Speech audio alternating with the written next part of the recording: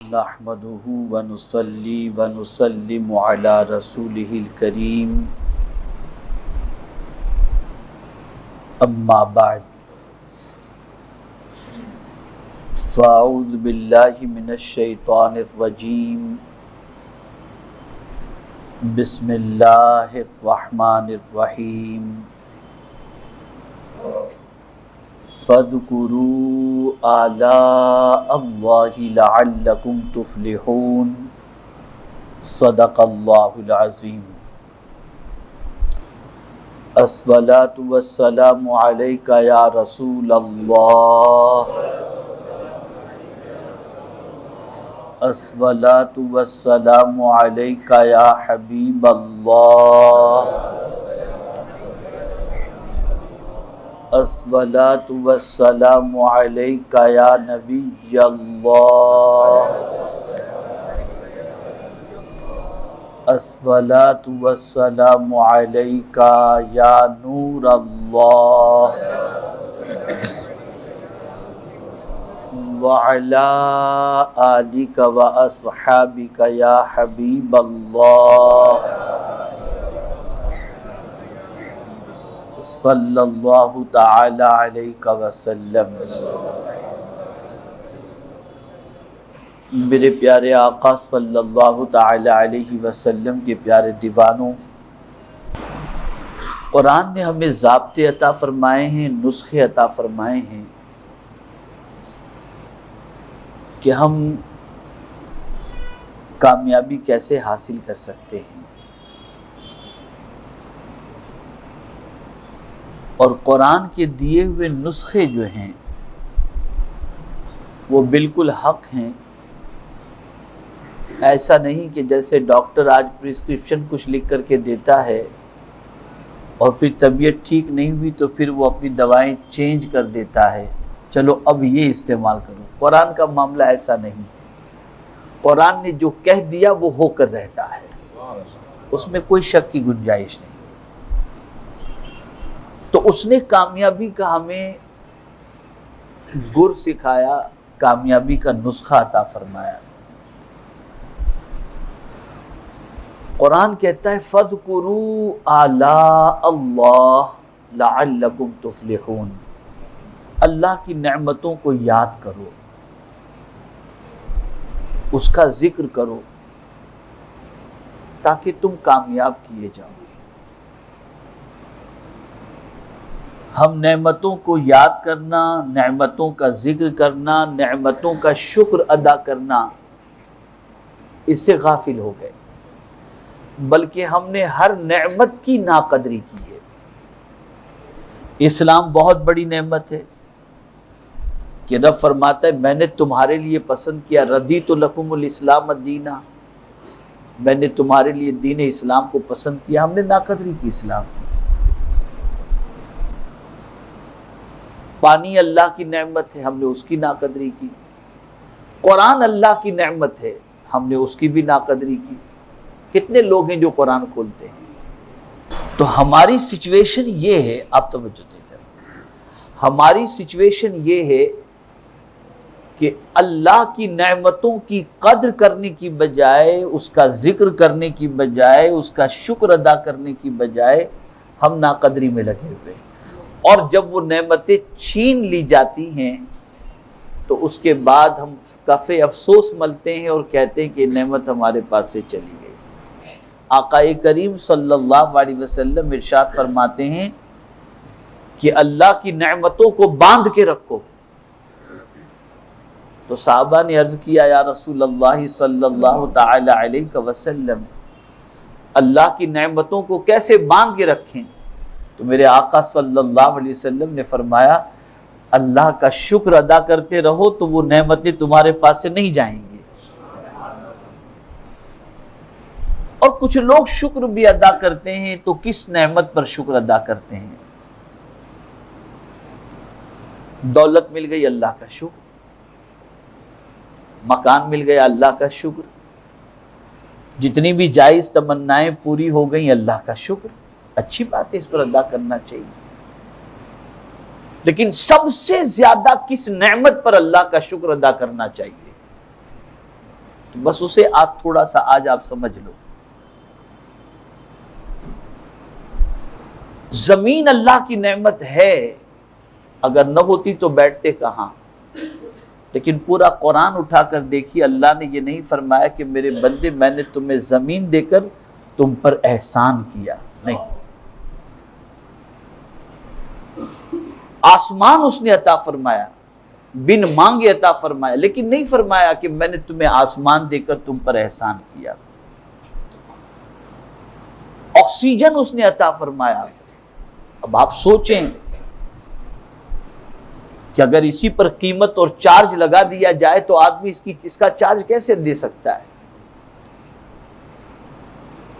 لیکن اللہ نے نہیں فرمایا کہ میرے بندے میں نے تم پر احسان کیا. آنکھ عطا فرمائی، وجود عطا فرمایا. کسی نعمت پر میرے کریم نے نہیں فرمایا کہ میرے بندے میں نے تجھ پر احسان کیا. لیکن ایک نعمت ایسی ہے جس کو دے کر اللہ نے احسان جتایا. حالانکہ خود مولا فرماتا ہے کہ جب تم کسی پر احسان کرو تو احسان جتاؤ نہیں. حدیث شریف کے اندر ہے، آقا کریم صلی اللہ علیہ وسلم فرماتے ہیں کہ 3 شخص ایسے ہیں جن کو جنت کی خوشبو بھی نہیں ملے گی. ایک ماں باپ کا نافرمان، ایک عادی شرابی توبہ کیے بغیر مر جائے، اور تیسرا وہ شخص جو کسی پر احسان کر کے احسان جتائے. سرکار فرماتے جنت کی خوشبو 500 میل کی دوری سے آئے گی، لیکن یہ تینوں کو جنت کی خوشبو بھی نہیں ملے گی. تو حدیث شریف کے اندر بھی احسان جتانے کے لیے منع فرمایا گیا. قرآن میں بھی رب نے منع فرمایا، لا تبطلوا صدقاتکم بالمن والاذی، اپنے صدقے کو ضائع مت کرو، باطل مت کرو احسان جتا کر اور اذیت پہنچا کر. قرآن نے منع کیا. لیکن یہاں قرآن خود احسان جتا رہا ہے ایک نعمت کے بارے میں. اور وہ نعمت کون سی؟ اللہ فرماتا ہے لَقَدْ مَنَّ اللَّهُ عَلَى الْمُؤْمِنِينَ إِذْ بَعَثَ فِيهِمْ رَسُولًا، بے شک اللہ نے مومنوں پر احسان فرمایا کہ ان میں عظمت والے رسول کو مبعوث فرما دیا. تو یہ وہ نعمت ہے جسے بھیج کر اللہ نے احسان جتایا ہے. اس لیے عربی کے ایک شاعر کہتے ہیں من علینا ربنا اذ بعث محمدا، اللہ نے ہم پر بڑا احسان فرمایا جب اس نے رسول اعظم صلی اللہ علیہ وسلم کو مبعوث فرمایا. ایدہ بایدہ ایدنا باحمدا ارسلہ مبشرا ارسلہ ممجدا صلو علیہ دائما صلو علیہ سرمدا اللہم صلی علی سیدنا محمد وعلی آل سیدنا و مولانا محمد وآلہ وصحابہ وبارک وسلم. تو یہ وہ نعمت ہے جس نعمت کو دے کر اللہ عز و جل نے احسان جتایا. اب قرآن نسخہ دے رہا ہے. بندو کامیابی چاہتے ہو، کامرانی چاہتے ہو، تو اللہ کی نعمتوں کو یاد کرو، اللہ کی نعمتوں کا ذکر کرو، تاکہ اللہ تمہیں کامیابی سے ہمکنار فرما دے. نعمتوں کا ذکر کرنا یہ کامیابی حاصل کرنے کے مترادف ہے. لیکن اب ہم ہیں کہ ایک نعمت ہو تو اس کا ذکر کریں، ایک نعمت ہو تو اس کو یاد کریں. آنکھ بھی نعمت، ناک بھی نعمت، کان بھی نعمت، زبان بھی نعمت، ایک ایک سانس نعمت، ایک ایک قطرہ نعمت، ایک ایک لقمہ نعمت، ایک ایک دانہ نعمت. تو ہر نعمت کی قدر تو ہم کر نہیں سکتے اور نہ ہر نعمت کو کاؤنٹ کر سکتے ہیں. قرآن خود کہتا ہے وَإِن تَعُدُّوا نِعْمَةَ اللَّهِ لَا تُحْصُوهَا، اگر تم اللہ کی نعمتوں کو شمار کرنا چاہو تو اللہ کی نعمتوں کو شمار کر نہیں سکتے. اور جب اللہ کی نعمتوں کو شمار کر نہیں سکتے تو اللہ کی ساری نعمتوں کو یاد کیسے کرو گے؟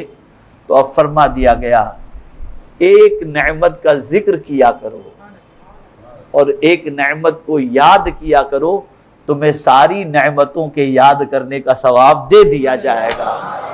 اور وہ ایک نعمت ہیں مصطفیٰ جان رحمت صلی اللہ علیہ وسلم۔ اگر کوئی رسول گرامی وقار صلی اللہ علیہ وسلم کا ذکر کرتا ہے، انہیں یاد کرتا ہے، تو میرا مولا بہت خوش ہوتا ہے۔ اس یاد کرنے والے کو اللہ کامیابی عطا فرماتا ہے۔ یہی وجہ ہے کہ اس نے نماز میں بھی، اذان میں بھی اپنے ساتھ اپنے محبوب کا ذکر رکھا ہے۔ اذان میں بھی جہاں کہا جاتا ہے اشہدو ان لا الہ الا اللہ، وہاں کہا جاتا ہے اشہدو ان محمد رسول اللہ۔ جہاں نماز میں ہم پڑھتے کہتے ہیں اللہ اکبر کہہ کر کے ہاتھ باندھ لیتے ہیں، وہی قاعدے میں بیٹھ کر کے السلام علیکہ ایھا النبی ورحمۃ اللہ وبرکاتہ، یہ بھی ہم پڑھتے ہیں۔ اس نے اپنے نبی کا ذکر اپنے ذکر کے ساتھ رکھا، اور وجہ یہی ہے کہ یہی وہ ذکر ہے جس ذکر کی بنیاد پر اللہ بندوں کو کامیابی عطا فرماتا ہے۔ ہم کامیاب اس وقت تھے جب رسول گرامی وقار صلی اللہ علیہ وسلم کا ذکر کرتے تھے۔ آج ہماری نوجوان نسلیں تاجدار کائنات صلی اللہ علیہ وسلم کے بارے میں کچھ نہیں جانتی، بلکہ بہت سارے بوڑھے نہیں جانتے۔ میں صرف ایک سوال پوچھوں، اگر آپ کسی غیر مسلم سے کہیں کہ ہمارے نبی کی یہ شان، وہ صرف یہ سوال کر لے آپ سے کہ نبی کسے کہتے ہیں، ذرا بتا دو بھائی، نبی کی ڈیفینیشن کیا ہوتی ہے؟ آپ میں سے کوئی 40 سال کا ہوگا، کوئی 50 سال کا ہوگا، کوئی 60 سال کا ہوگا، کوئی 20 سال کا ہوگا۔ اگر آپ سے کوئی پوچھ لے کہ جس نبی کا آپ کلمہ پڑھتے ہو، نبی کسے کہتے ہیں ذرا بتاؤ، کیا جواب دو گے آپ؟ بھئی بس وہ اللہ کے نبی ہے، تشریف لائے اللہ کے نبی ہیں، بس اتنا ہو گیا۔ لیکن نبی کسے کہتے ہیں یہ بھی ہماری قوم کو نہیں معلوم، اور یہ ضرور معلوم ہے کہ T20 میں کس کا میچ کس کے ساتھ کب اور کہاں اور کتنے بجے ہوگا، صاف معلوم۔ کس اسپورٹس مین کی بائیوگرافی کیا ہے سب معلوم، کون سے ہیرو کی بائیوگرافی کیا ہے سب معلوم۔ جب یہ قوم ایسے لوگوں کی زندگی پڑھنا شروع کی جس کو پروردگار نے آئیڈیل نہیں بنایا، تو یہ قوم تباہ ہو گئی۔ اور قوم اس وقت کامیاب تھی جب اٹھتی تھی تو نبی کا ذکر کرتی تھی، سوتی تھی تو نبی کی زندگی پڑھ کر کے سویا کرتی تھی، تو یہ قوم کامیاب تھی۔ اب سن لیجئے، ورنہ کہیں گے کہ حضرت بتا دیتے تو اچھا ہوتا۔ نبی کسے کہتے ہیں سمجھ لو۔ اگر آپ سے کوئی سوال کرے تو آپ کو یہ جواب دینا ہے، نبی اس کو کہتے، اس انسان کو کہتے ہیں۔ یہ بات یاد رکھیں، نبی نہ کوئی فرشتہ ہو سکتا ہے اور نہ کوئی عورت ہو سکتی ہے، نبی مردوں ہی میں ہوتے ہیں۔ کس میں ہوتے ہیں نبی؟ بولیے، مردوں ہی میں نبی ہوتے ہیں اور انسان ہوتے ہیں۔ تو نبی اس انسان کو کہتے ہیں جس کو اللہ نے انسان کی ہدایت کے لیے اس دنیا میں بھیجا اور ان کو وحی عطا فرمائی۔ ان کے پاس براہ راست خدا سے پیغام آتا ہے، اور وہ اللہ کے پیغام کو اللہ کے بندوں تک پہنچاتے ہیں، اور وہ اللہ تک پہنچانے والے اور اللہ کا راستہ دکھانے والے ہوتے ہیں، اور اللہ کے فرستادہ پیغمبر ہوتے ہیں، نبی ہوتے ہیں۔ تو نبی مردوں میں سے ہی ہوتے ہیں، اور اللہ کا راستہ دکھانے کے لیے، جنت کا راستہ دکھانے کے لیے اللہ کی طرف سے انہیں جو وحی بھیجی جاتی ہے، اس وحی کی روشنی کے اندر وہ ہدایت کا راستہ دکھاتے ہیں، انہیں نبی کہا جاتا ہے۔ سمجھ گئے نا آپ؟ تو یاد رکھیں، اللہ کے رسول کا ذکر کرتے رہیں، اور یہ ذکر وہ ہے جس میں اللہ نے کامیابی رکھی ہے۔ تو کامیابی کا سب سے بڑا نسخہ یہ ہے کہ اللہ کے رسول صلی اللہ علیہ وسلم کا ذکر کیا کرو۔ اور آج جمعہ ہے، درود شریف کثرت سے پڑھو، سونے سے پہلے حضور کی زندگی کچھ پڑھ لیا کرو، بچوں کو بیٹھ کے سرکار کے بارے میں کچھ بتا دیا کرو، تاکہ بچوں کا سینہ بھی حضور کی محبت سے لبریز ہو جائے۔ اللہ رب العزت جل جلالہ، آقائے کریم رؤوف الرحیم علیہ التحیۃ والتسلیم کے صدقہ و طفیل مجھے، آپ کو، سب کو ذکر الہی اور ذکر رسول صلی اللہ علیہ وسلم کی توفیق نصیب فرمائے، اور ہمارے آقا سے جان سے زیادہ محبت کرنے کی توفیق نصیب فرمائے۔ وما علینا الا البلاغ المبین۔ السلام علیکم ورحمۃ اللہ تعالی وبرکاتہ۔